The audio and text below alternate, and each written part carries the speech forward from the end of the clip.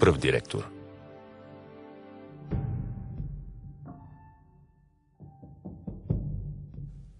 Пенсионира се през 1892 година.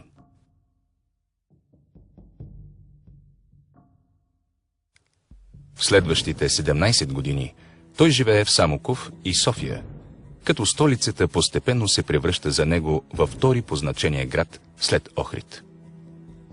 Понякога пристига в София като председател на Македонското дружество в Самоков, което членува във Върховния Македоно-Отрински комитет.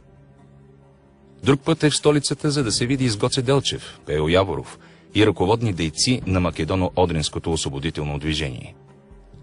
Често пристига в София, за да види сина си Климент, докъде е изкласил с науките или по-скоро с революционните дела. Той е в столицата и по свои книжовни дела, да предаде или вземе пореден свой материал от печатница, както и да поспори с титулуван учен от Софийския университет, Българската академия на науките или редактор от списание относно някое свое изследване. През 1906 година е награден с орден за гражданска заслуга от канцеларията на цар Фердинанд.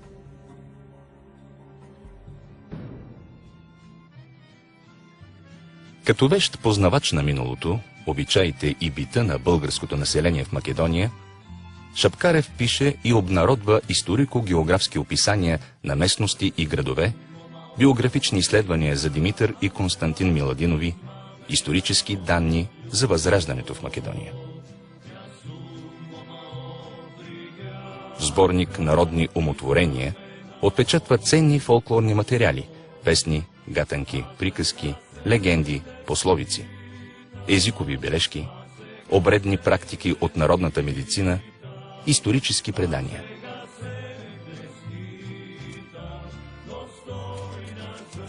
Затова и оценката за делото на Охридския книжовник, дадена от Петър Диников, е заслужено висока. В историята на българската фолклористика и етнография Кузма Шапкарев завършва една цяла епоха. Той се явява като продължител на делото и традициите на фолклористите преди освобождението. Запленен от национално-патриотичния устрем на Възраждането, той е най-упоритият, най-последователният, най-типичният събирач на българското народно поетическо творчество след незабравимите братя Миладинови.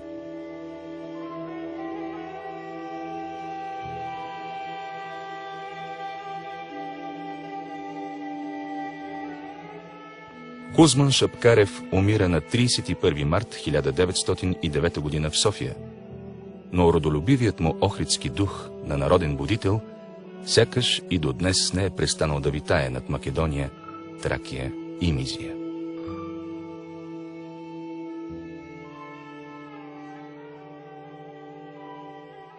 Неговият завет за поколенията е актуален и до днес. Ние, славяните в Македония, българи сме били и такива желаем да си останем. Нови кумове да ни прекращават не искаме.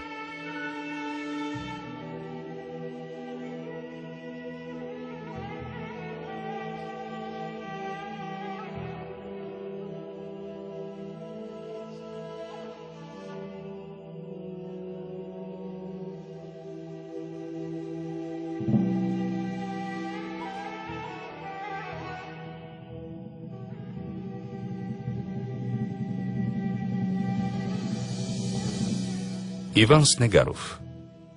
12 октомври 1882 Охрид. 1 март 1971 година София. Свободолюбивият и напредничав дух, с който тя, Македония, очудва цивилизованият свят и е вдъхнат и развит от нейната автокефална църква, Охридската архиепископия. Поради това велико историческо значение на Охридската архиепископия, аз, син на град Охрид, почувствах дълг да напиша нейната история, движен от убеждението, че историята е учителка на живота и че това духовно-културно учреждение е най-остро изобличение на настойчиво разпространяваната от Белград лъжа, че Македония е сръбска земя.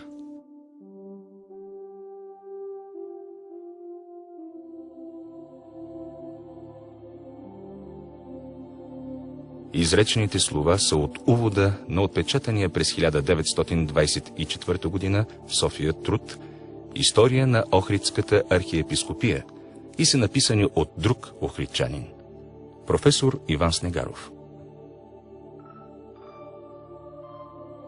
През 1895 година завършва начално училище, а по-сетне и българската прогимназия в родния си град.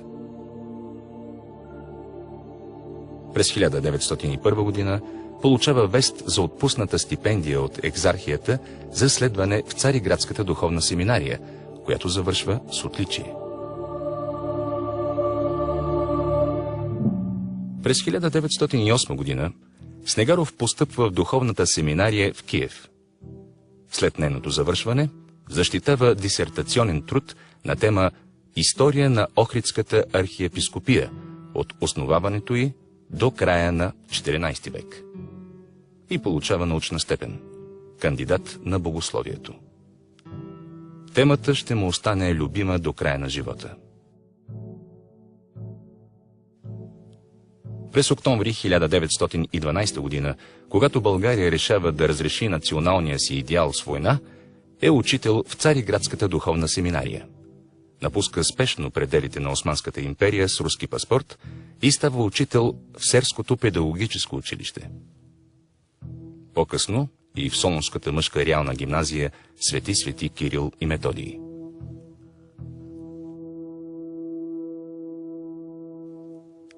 След края на голямата война, Снегаров учителства в Софийската духовна семинария, после в елитни столични гимназии, първа мъжка и първа девическа. От 1926 година е доцент в катедрата по църковна история на Богословския факултет към Софийския университет Свети Климент Охридски. По-късно е избран за декан и професор в същата катедра.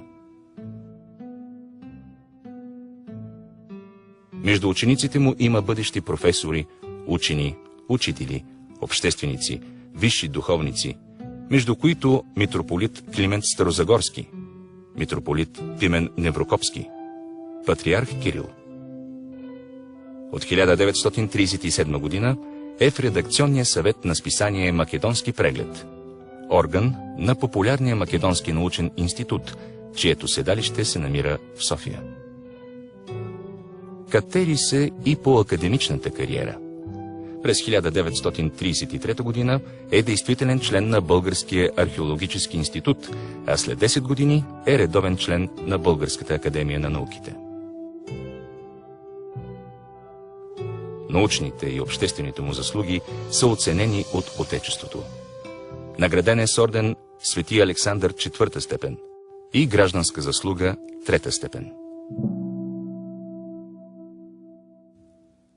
След включване на Вардарска Македония в пределите на България по време на Втората световна война, Снегаров пак е на фронтова позиция. Този път в качеството си на учен. На 2 юли 1941 година произнася знаменита реч в родния си град. Част от нея той посвещава на връзката между двете български столици – Охрид и София.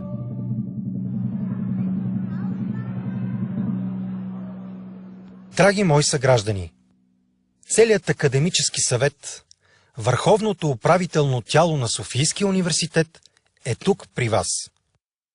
Тук са майстори и първомайстори на българската наука, български учени с европейска, дори световна известност.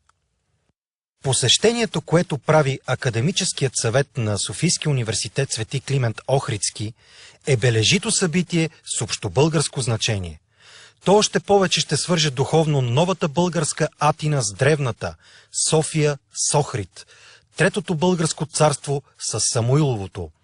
Това светло събитие винаги ще сочи на българската академическа младеж, че трябва да пие и да се освещава от първоизвора на българската наука, мъдростта на Свети Климента Охридски.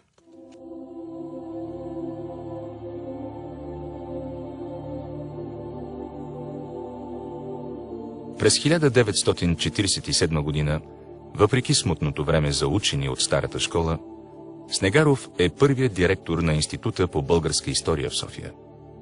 Пак тогава е избран за академик. По-късно ръководи Архивния институт при Българската академия на науките. Не се отказва и от преподаване в Софийската духовна семинария. И, въпреки това, пак получава отличие. Орден Кирил и Методий, първа степен. Умира на 1 март 1971 г. в София, неговият втори град, в който живее, твори и преподава знания повече от 5 десетилетия. Неговите изследвания за Златния български век и житията на Климент Охридски, за Охридската архиепископия и българското възраждане в Македония остават ненадминати в фактологическо и емоционално отношение за многовековната история на Охрид.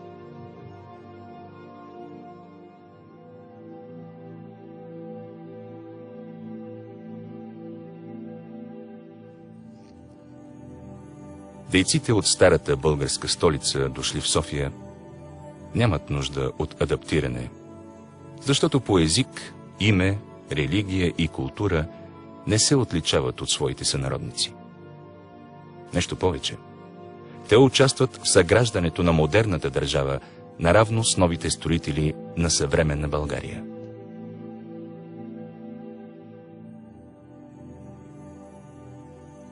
Разказаното за живота и делото на Кузман Шапкарев и Иван Снегаров е нищожна част от приноса на всички охридчани, дошли от града на Бялото езеро в София. Училището и улицата, наименовани отскоро на Шапкарев в столицата, са прашинка от признанието на софийската общественост към неговите заслуги. Подобни жестове би трябвало да има и към други известни дейци, включително и към академик Иван Снегаров, работили неуморно за издигане престижа на София и за съхранение на българската национална памет и култура. Желателно е да бъдат извадени от забрава и други охридчани, офицери и членове на македонски организации, които живеят или пребивават в София. Борят се за българската национална кауза, а при нужда отдават живота си в името на родината. Те го заслужават. Ние също.